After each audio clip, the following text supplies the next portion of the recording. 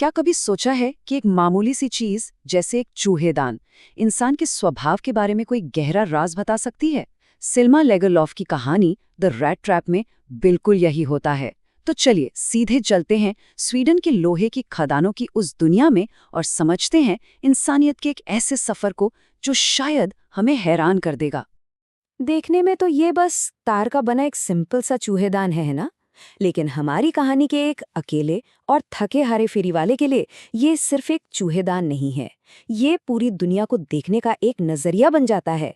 और कहना पड़ेगा ये नजरिया काफी काफी निराशावादी है। और यही यही सवाल इस कहानी के बिल्कुल केंद्र में है कि क्या ये पूरी दुनिया अपनी सारी खूबसूरती, अपने सारे लालच के साथ बस एक बड़ा सा जाल है, एक ट्रैप। हमारा मुख्य पात्र वो फेरी वाला बस इसी एक सवाल से जूझ रहा है। तो चलिए थोड़ी देर के लिए इस फेरी वाले के नजरिए से दुनिया को देखने की कोशिश करते हैं। आखिर उसकी आंखों से ये दुनिया दिखती कैसी है? उसकी थ्योरी ये कहती है कि ये दुनिया और कुछ नहीं, बस लोगों को फंसाने के लिए चारा यानी बेट सेट करती है। ये जो सारी चीजें हैं ना, दौलत, खुशी, अच्छा खाना, रहने को घर, ये सब उसके लिए बस एक लालच है। एक बार इस लालच में पड़े तो बस हमेशा के लिए फंस गए। और ये आइडिया ये उसने किसी किताब में नहीं पढ़ा, बल्कि ये उसकी अपनी जिंदगी के कड़वे अनुभवों से निकला है। इन शब्दों में उसका पूरा विश्वास झलकता है। वो सिर्फ कुछ लोगों की बात नहीं कर रहा, उसके लिए तो पूरी की पूरी दुनिया, जमीन, समंदर, शहर, गांव, सब कुछ बस एक बड़ा सा चूहेदान है। एक ऐसा जाल जिससे उसके हिसाब से कोई नहीं बच सकता। लेकिन क्या होता है जब इतनी कड़वाहट से भरी सोच का सामना अचानक मिली मेहरबानी से हो? बस यहीं से कहानी में एक बहुत ही दिलचस्प मोड़ आता है। एक अकेला बूढ़ा किसान वो इस फेरी वाले को न सिर्फ अपने घर में पनाह देता है, बल्कि उस पर इतना भरोसा कर लेता है कि अपनी जिंदगी भर की कमाई ये 30 क्रोनोर उसे दिखा देता है। अब हमारे फेरी वाले की नजरों में ये मेहरबानी नहीं थी, नहीं, ये तो दुनिया का फेंका हुआ एक नया चारा था, एक नया बेट। और बस फेरी वाला वही करता है जो उसकी थ्योरी के हिसाब से होना ही था। भरोसे का जवाब धोखे से वो पैसे चुरा लेता है और शायद मन ही मन सोचता भी होगा, देखा मैं सही था, दुनिया ऐसी ही है। मतलब उसने अपने ही विश्वास को सही साबित कर दिया था।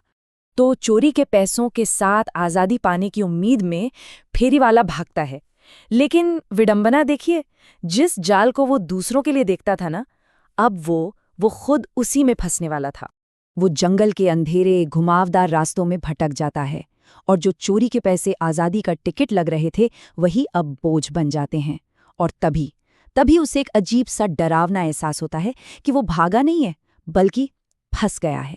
ये वो पल है जब उसकी अपनी फिलॉसफी उसी के खिलाफ खड़ी हो जाती है। जिस दुनिया को वो चूहेदान कहता था, आज उसी दुनिया ने उसे 30 क्रोनोर का चारा देकर पकड़ लिया था। अब वो जंगल नहीं था, वो एक जेल बन चुका था। सोचिए, जब वो जंगल में पूरी तरह हार मानकर बस मौत का इंतजार कर रहा है, तभी उसे उम्मीद की एक आवाज सुनाई देती है, एक हथौड़े की चोट। और ये आवाज उसे एक लोहे के कारखाने तक ले जाती है, जहां उसकी जिंदगी एक और अनपेक्षित मोड़ लेने वाली थी। और यहाँ दो बिल्कुल अलग नजरिए टकराते हैं। एक तरफ है आयरन मास्टर, जो उसमें अपने पुराने आर्मी के साथी को देखता है, मतलब एक पहचान, एक स्टेटस। और दूसरी तरफ है उसकी बेटी एडला। वो उसमें कोई पहचान नहीं देखती, वो उसमें बस एक इंसान देखती है, एक ऐसा इंसान जिसे मदद की जरूरत है। एडला के इन शब्दों को गौर से सुनिए। इनमें कोई शर्त नहीं है, कोई डील नहीं है। उसने उसे कैप्टन के स्टेटस के लिए नहीं, बल्कि एक मेहमान के तौर पर आज़ादी और सम्मान का वादा किया। फेरी वाले के लिए, जिसने जिंदगी में कभी भरोसा देखा ही नहीं था, ये एक ऐसा ऑफर था जिसकी वो कल्पना भी नहीं कर सकता था। तो अब हवेली के आरामदायक दीवारों के अंदर क्रिसमस की शाम, सच्चाई का सामना करने का वक्त आ गया है।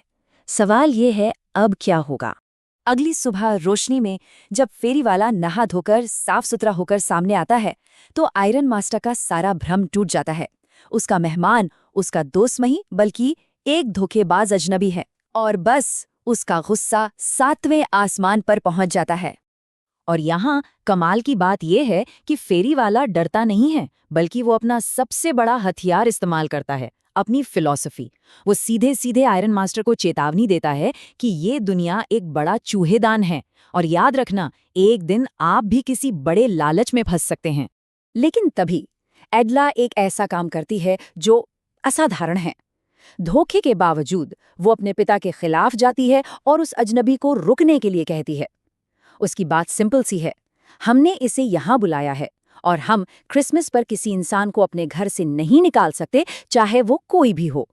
ये अगली सुबह फेरी वाला जा चुका है, तो क्या वो एक बार फिर धोखेबाज साबित हुआ? क्या उसने फिर से धोखा दिया? नहीं, इस बार वो अपने पीछे कुछ छोड़ गया है, एक ऐसा सबूत जो दिखाता है कि उसके अंदर कुछ तो बदल गया है। सच में एडला को एक छोटा सा गिफ्ट मिलता है, एक चूहेदान, और उसके अंदर वही चोरी किए हुए 30 क्रोनोर और एक चिट्ठी। ये सिर्फ एक गिफ्ट नहीं था, ये एक तरह का इकबालनामा था और एक बदलाव का सबूत। चिट्ठी की इन पहली पंक्तियों में ही पूरी कहानी का सार छिपा है। वो कहता है, क्योंकि आपने मेरे साथ एक कैप्टन जैसा बर्ताव किया, अब मैं भी बदले में एक असली कैप्टन की तरह पेश आना चाहता हूँ। सोचकर देखिए, एनला ने उसे एक इज्जत दी, एक पहचान दी, और उसने उस पहचान को अपना लिया। और वो साफ साफ लिखता है कि अगर उसे कैप्टन का ये दर्जा ना दिया गया होता तो वो इस दुनिया के चूहेदान में हमेशा के लिए फंसा रह जाता। मतलब एडला की मेहरबानी ने उसे सिर्फ जंगल के जाल से नहीं, बल्कि उसकी अपनी नफरत और निराशा के जाल से भी आज़ाद कर दिया था। और आखिर में वो दस्तखत एक फेरी वाले की तरह नहीं करता। वो लिखता है, कैप्टन वॉन स्टाहले। ये सिर्फ एक नाम नहीं है, ये एक वादा है। उसने वो इंसान बनने का फैसला कर लिया था जिसे एडला ने उसके अंदर देखा था। तो ये कहानी हमें इसी एक बहुत शक्तिशाली सवाल के साथ छोड़ जाती है, क्या सच में बिना किसी उम्मीद के किया गया मेहरबानी का एक छोटा सा काम किसी की पूरी जिंदगी बदल सकता है? इस कहानी का जवाब तो है हाँ, बिल्कुल बदल सकता है।